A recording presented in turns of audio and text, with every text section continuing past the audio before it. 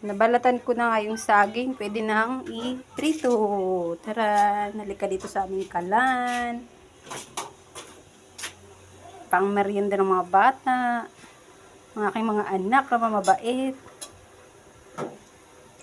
Ayan. Yan po'y magaling na mag-cook. So, Hindi ka nakita.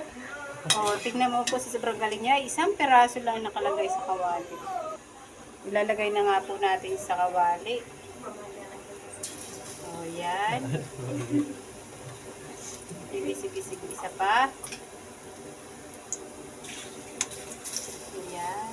Galing talaga nung nagluluto. Sa totoo po, yan pala ang alam niya tagang lutuin.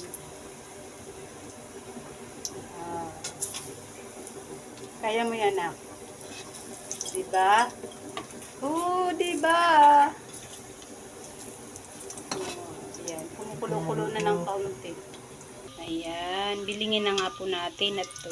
Hindi pa pala luto. So, kaya ganyan lang yung langis niya. Ito yung sobrang mahagad sa langis. Tama naman, langis natin budget lang ba? Oh, di ba? Masarap na ito. Dapat pag may kape. Ayan.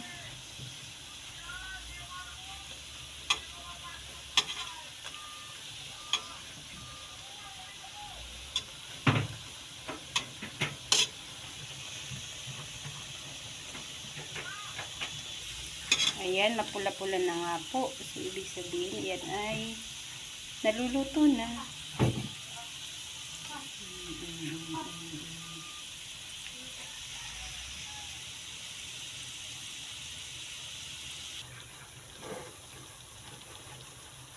Oh, yan. Pwede na po. Kainin ito yung aking binabalatan kanina. Kaya naka-serve. Oh, para ito sa mga bata naming 5. Masarap po ito, may kape. Tara kain, tara kain. At ako'y may bisita ng isa. Sige na. mamaya ano na? Parang Patayin nalalaman na niya yun, kung sino ang ano. Patayin na yung kalan. Samahan po natin ng kape. Oh, diba? Protein. Ganyan, lumaki na yan dahil sa saging. Saka yun na. Saka yan, lalo na.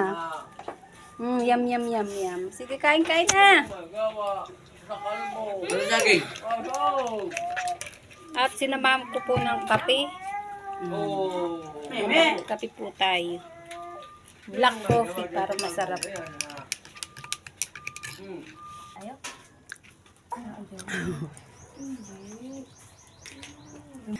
Oh, diba? Hindi nga. Kakain din ikaw. Gusto mo din po.